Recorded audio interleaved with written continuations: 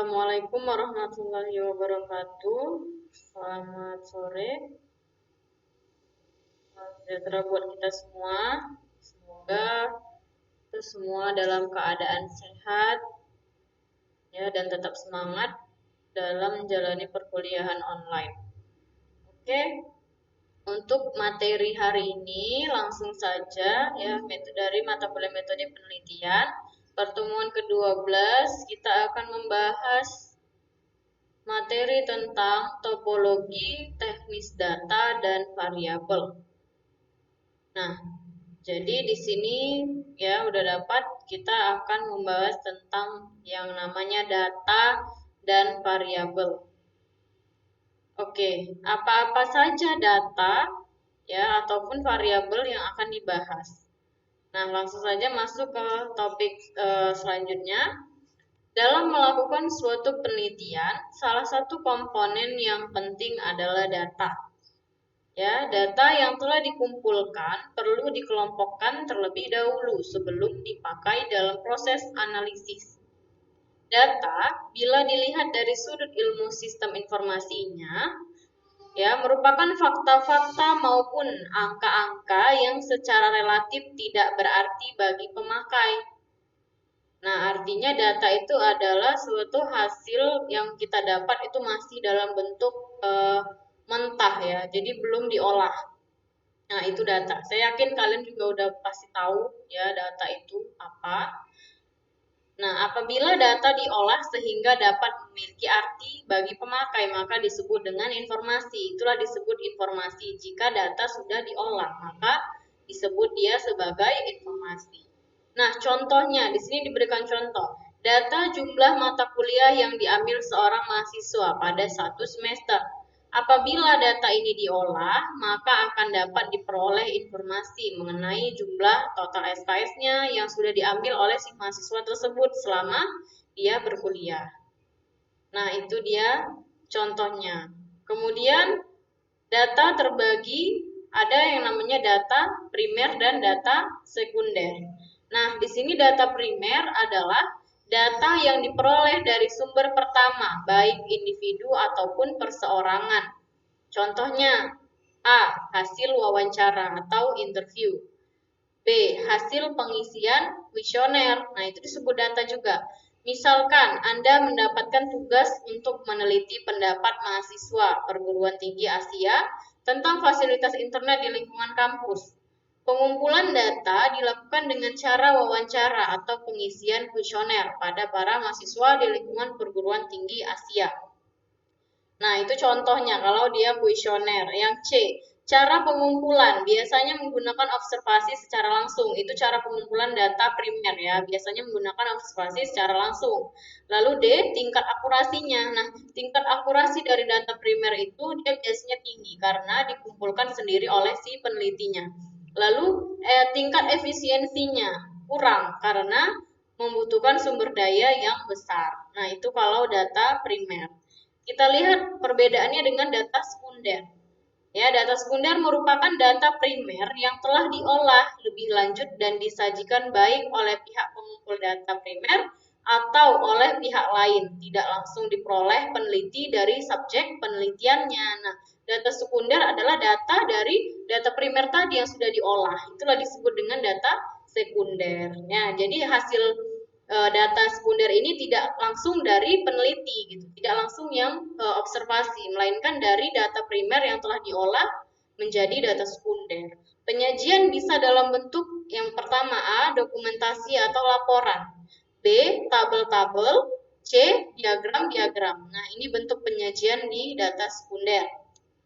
Contohnya A, data tentang rating penggunaan internet yang didapat dari media informasi tertentu, seperti koran, majalah, blog, dan lain-lain. Nah, ini contohnya data sekunder ya. B, data tersebut dapat dipergunakan oleh seseorang untuk diteliti lebih lanjut. Nah, cara pengumpulannya biasanya diperoleh dari pihak otoritas tertentu yang berwenang. Nah, tingkat akurasi di data sekunder itu kadang-kadang kurang akurat karena dikumpulkan oleh pihak lain, bukan peneliti sendiri. Nah, jadi kurang akurat karena tidak langsung dari sumbernya ya didapat, karena sudah diolah gitu, jadi tidak langsung dari si peneliti kita dapat. Nah, efisiensinya itu tinggi ya karena sudah berbagai macam proses gitu dalam pengolahan itu. Jadi kemudahannya untuk kita cerna itu pasti akan lebih tinggi dibandingkan yang data primer karena masih data mentah. Oke, data primer dan sekunder menurut jenisnya dapat digolongkan menjadi data kuantitatif berupa angka-angka, data kualitatif berupa kategori-kategori. Nah, saya contohkan lagi untuk data primer ya, itu bisa juga Kabupaten Tulungagung misalnya memiliki produksi jagung hingga 25 ton per tahunnya. Nah, itu untuk data primer. Nah, untuk data sekunder ya, menurut data UNESCO pada 2015 Indonesia hanya mencapai 10% jumlah pengusaha dari keseluruhan penduduk. Nah, di situ dapat perbedaannya kan?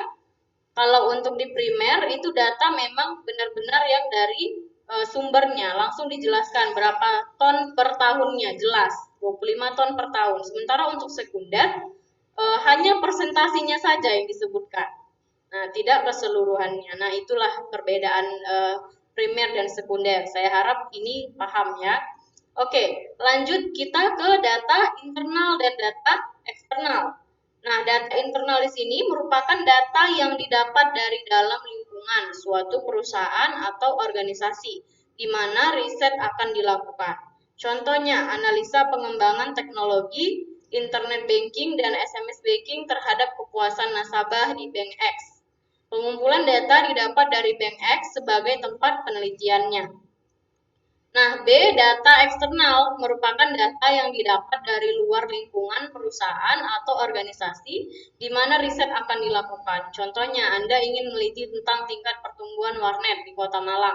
Pengumpulan data didapat dari Biro Pusat Statistik. Nah, lalu yang ketiga, data time series dan cross section. Nah, data time series ini atau disebut juga data deret waktu, merupakan sekumpulan data dari suatu fenomena tertentu yang didapat dalam beberapa interval waktu tertentu. Bisa berupa data dalam 1 minggu, 1 bulan, 1 tahun, 5 tahun, dan lain-lain. Contoh, neraca suatu perusahaan mulai tahun 2000 sampai dengan tahun 2006. Yang kedua, contoh yang kedua, data penjualan suatu perusahaan mulai tahun 2000 sampai dengan tahun 2006. Nah, itu dia data time series, data deret waktu. Artinya dari data dari tahun yang pertama sampai tahun yang sekarang di deret waktu ya, time series. Lalu B, data cross section. Nah, ini data yang satu waktu. Sekumpulan data untuk meneliti suatu fenomena tertentu dalam satu kurun waktu saja. Contohnya, hasil pengisian kuesioner tentang perilaku pembelian notebook oleh sekelompok responden pada bulan September 2007. Nah, dampak bedanya ya, yang time series dengan cross section. Kalau yang time series dia data yang dicari adalah dari tahun 2000 sampai 2006. Misalnya, kalau di cross section itu dia data yang hanya diminta misalnya per bulannya gitu, dari bulan September 2007. Nah, berarti hanya data yang bulan September 2007 itu sajalah yang dibuat, yang dicari ya. Kemudian masuk ke variabel bebas dan terikat. Nah, di sini ada variabel bebas, ada variabel terikat. Di sini ada A1, A2, A3, A4.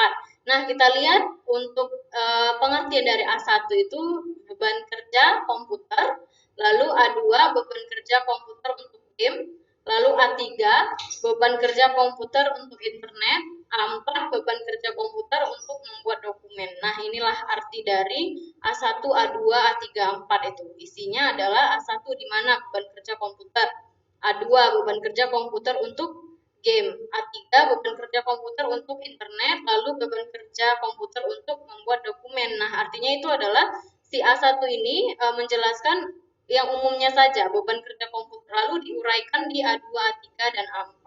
Beban kerja komputer apa saja? Nah, di sini ada untuk game, ada untuk internet, ada untuk membuat dokumen. Nah, inilah disebut variabel bebas, A2, A3, A4, dan A1 adalah variabel yang terikat. Oke, lanjut Untuk A, pengertian yang lebih umum lagi, variabel bebas, variabel yang menjadi sebab terjadinya atau terpengaruhnya variabel terikat. Bisa juga disebut sebagai variabel yang variasinya mempengaruhi variabel lain. Suatu variabel bisa bervariasi, di mana variasinya bisa terjadi secara alamiah atau dimanipulasi. Dalam penelitian, variabel bebas sengaja dipilih atau dimanipulasi oleh peneliti agar efeknya terhadap variabel lain atau variabel terikat dapat diamati dan diukur. Contohnya, pengukuran beban kerja komputer, variabel bebasnya beban kerja komputer untuk bermain game, beban kerja komputer untuk internet, beban kerja komputer untuk membuat dokumen. Nah, saya harap ini paham ya. Lalu B, variabel terikat, variabel yang nilainya dipengaruhi oleh variabel bebas. 2. Variabel penelitian yang diukur untuk mengetahui besarnya efek atau pengaruh variabel lain. Contoh, pengukuran beban kerja komputer, variabel bebasnya, beban kerja komputer untuk bermain game, beban kerja komputer untuk internet, beban kerja komputer untuk membuat dokumen. Variabel terikatnya adalah beban kerja komputer. Nah, saya harap ini paham ya. Nah, untuk variabel ini ya. Nah, ini contohnya, variabel bebas, ini variabel terikat. Oke, saya rasa ini aja. Semoga bermanfaat buat kita semua ya. Sebenarnya masih ada, tapi nanti akan dilanjut di minggu depan. Ya, ada 2 sesi pembahasan kita tentang variabel data. Untuk tugas nanti saya lampirkan di pertanyaan. Oke, sekian dan terima kasih. Wassalamualaikum warahmatullahi wabarakatuh. Selamat malam semuanya.